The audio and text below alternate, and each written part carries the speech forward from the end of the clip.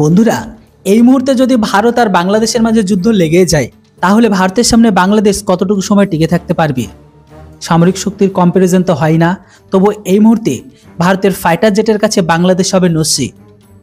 সামরিক শক্তি অবিশ্বাস্য ফারাক দুই দেশের। চলুন বলে দিই, আমাদের দেশের ফাইটার জেট আর বাংলাদেশের ফাইটার জেটের মাঝে পার্থক্যটা কোথায়। শেখ হাসিনা সরকারের পতনের পরে থেকে বাংলাদেশের অরাজকতা মাথাচাড়া দিয়েছে। এই মুহূর্তে গোটা পৃথিবীর চোখে রয়েছে বাংলাদেশ। ভারত ও পূর্ব পাকিস্তানের দুই পাশাপাশি রাষ্ট্র হলেও এই দুই দেশের সামরিক শক্তির পার্থক্য শুনলে ভিড়মি খেতে পারেন আপনিও। 2024 সালে গ্লোবাল ফায়ার পাওয়ার রিপোর্ট অনুযায়ী এই মুহূর্তে বিশ্বের চতুর্থতম বৃহত্তম সামরিক শক্তিধর দেশ হচ্ছে ভারত।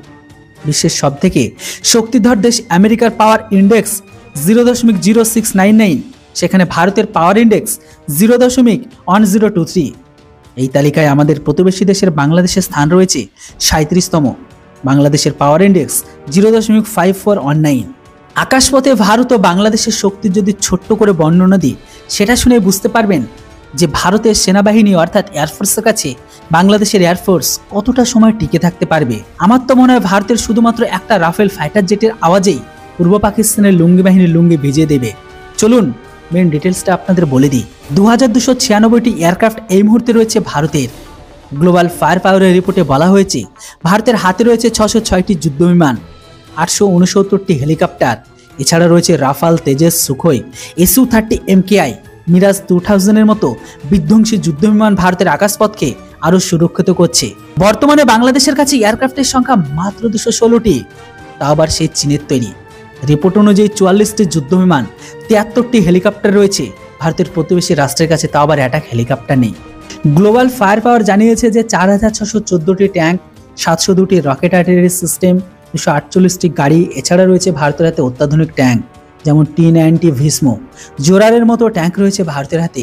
এছাড়া ভারত একটি পরমাণু শক্তিধর দেশ, যেটাই সব থেকে যে কোনো যুদ্ধের মোড়কে দশা আর দিশা দুটোই পরিবর্তন করে দেওয়ার মতো ক্ষমতা রাখে। অন্যদিকে বাংলাদেশের কাছে ট্যাঙ্কের সংখ্যা মাত্র 319টি, 13,100টি গাড়ি, 27টি সেলফ প্রোপেলেড আর্টিলারি। জলপথে ভারত ও পূর্ব পাকিস্তানের কথা বললে সেখানেও তারা কোথাও টেকে না। গ্লোবাল ফায়ার পাওয়ারে জানা যাচ্ছে ভারতের নৌবাহিনীর হাতে সেখানে 294টি অ্যাসেট রয়েছে, সেখানে পূর্ব পাকিস্তানের অ্যাসেট সংখ্যা মাত্র 117টি।